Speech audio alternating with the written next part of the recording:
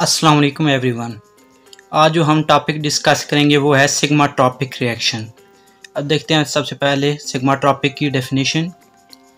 A type of reaction in which migration of sigma bond takes place from one carbon to another carbon through the pi system.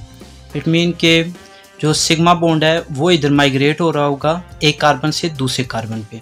अब देखते हैं sigmatropic word जो है ये drive कहाँ से हुआ है। The word sigma derive from sigma and tropic mean turn.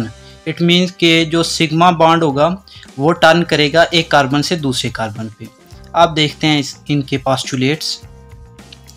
First postulate है sigmatropic reactions are stereospecific. It means कि वो एक स्पेसिफिक पाथवे में होंगे या वो हैश स्ट्रक्चर में होंगे या वेज स्ट्रक्चर में होंगे। सेकंड पास्टुलेट है these reactions are highly concerted. It means के वो एक मखसूस स्टेप्स में हो रहे होंगे। It can take place on both thermal and photochemical conditions. ये दोनों कंडीशंस पे आ सकते हैं, थर्मल और फोटोकेमिकल दोनों कंडीशंस पे, लेकिन ये ज़्यादातर जो है ना थर्मल कंडीशंस में ये रिएक्शंस होते हैं ज़्यादातर।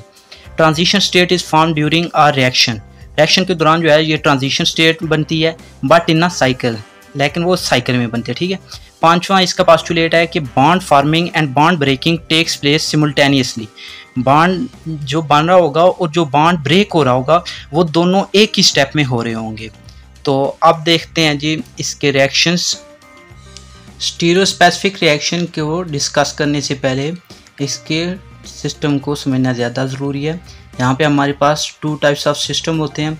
फर्स्ट होता है 4n+2 सिस्टम, सेकंड होता है 4n सिस्टम।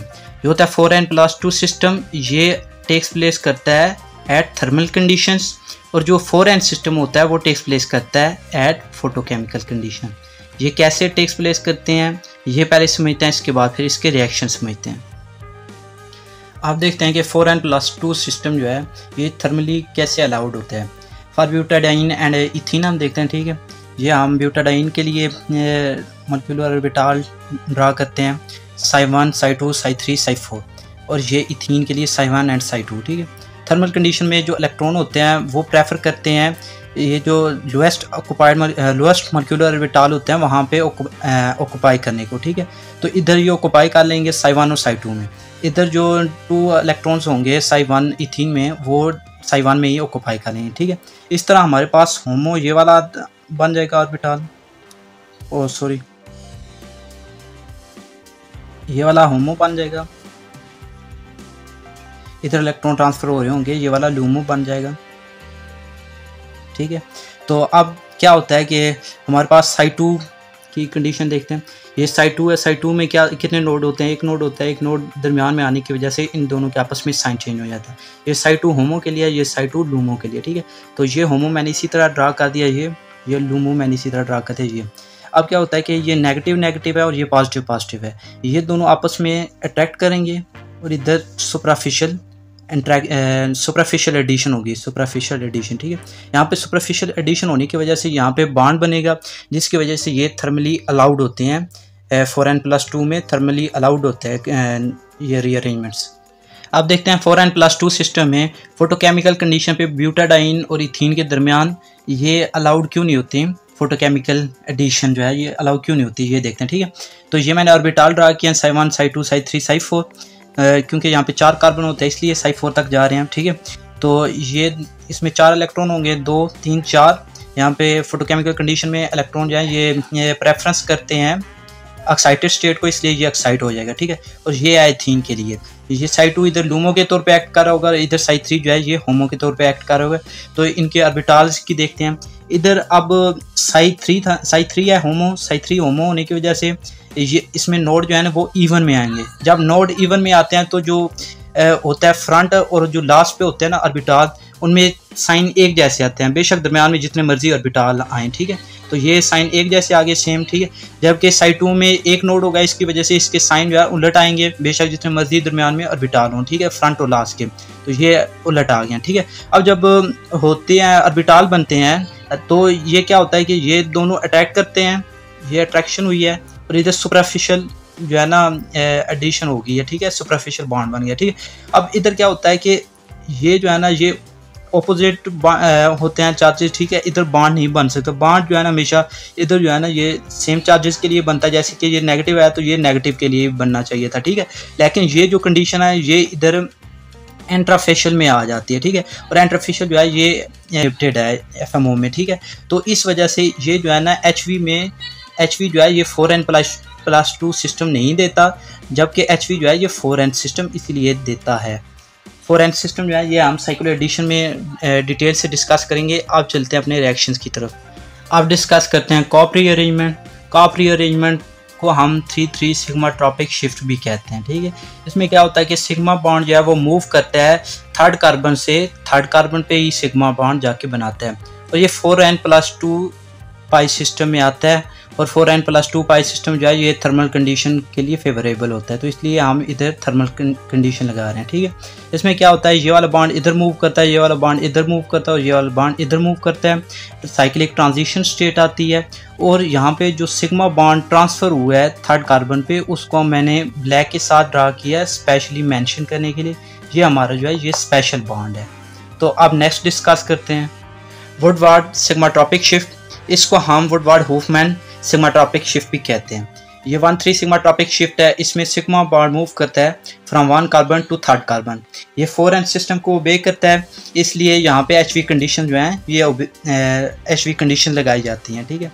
ये हमारे पास है 2 ब्यूटीन। इसमें ये जो हाइड्रोजन है फर्स्ट कार्बन पे ये मूव करेगा थर्ड कार्बन पे, और जो ये थर्ड कार्बन वाला डबल बॉन्ड है ये मूव करेगा टू 1 कार्बन, ठीक है।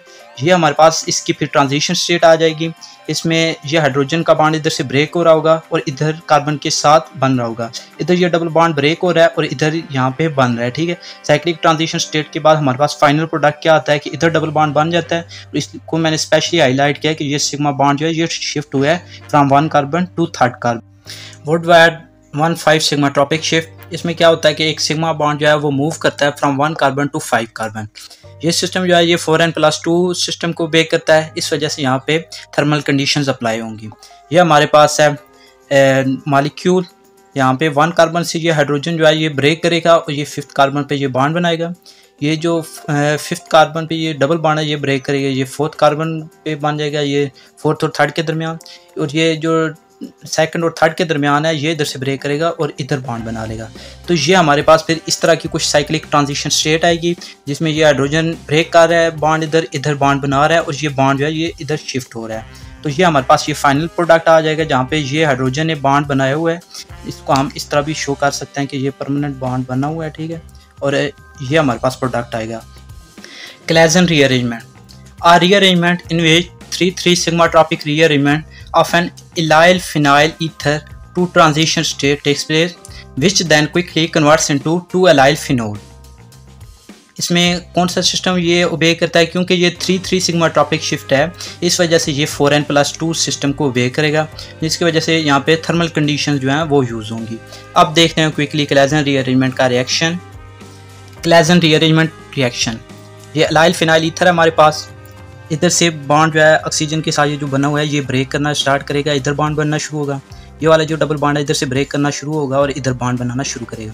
ये जो डबल बॉन्ड है ये ऑक्सीजन की वैलेंसी मुकम्मल करने के लिए इधर से ब्रेक करेगा और यहाँ पे बॉन्ड बनाना शुरू करेगा। तो ये हमारे पास इस तरह की इसकी साइक्लिक ट्रांजिशन स्टेट आ जाएगी, ठीक है। ये जब साइक्लिक ट्रांजिशन स्टेट में जाएगा तो होता क्या है कि ये जो है ये डबल बॉन्ड वो ऑक्सीजन के साथ बन जाता है और ये बॉन्ड इधर बन जाता है, ठीक है, और यहाँ पे डबल बॉन्ड बन जाता है। उधर से फिर क्या होता है कि यहाँ पे जो है ना बेंजीन में डबल बॉन्ड बनाने के जब जो ही यहाँ पे बेंजीन में डबल बॉन्ड आता है तो इधर एक हाइड्रोजन एक्सेस में आ जाता है इस कार्बन पे। तो ये जो हाइड्रोजन होता है ये इधर से कट ऑफ होता है और ऑक्सीजन पे क्योंकि नेगेटिव चार्ज आ जाता है इधर डबल बॉन्ड आने की वजह से, तो ये ऑक्सीजन के साथ रिएक्ट करता है और इधर हाइड्रोक्सिल आयन बना देता है। तो ये हमारे पास फाइनल प्रोडक्ट आ गया 2-allyl phenol, इसे हम कहते हैं। ये था जी आज हमारा लेक्चर। उम्मीद आपको पसंद आया होगा। अगर पसंद आया तो इस वीडियो को लाइक करें और इस चैनल को सब्सक्राइब करें। हमें अपनी दुआओं में याद रखें। अस्सलाम वालेकुम।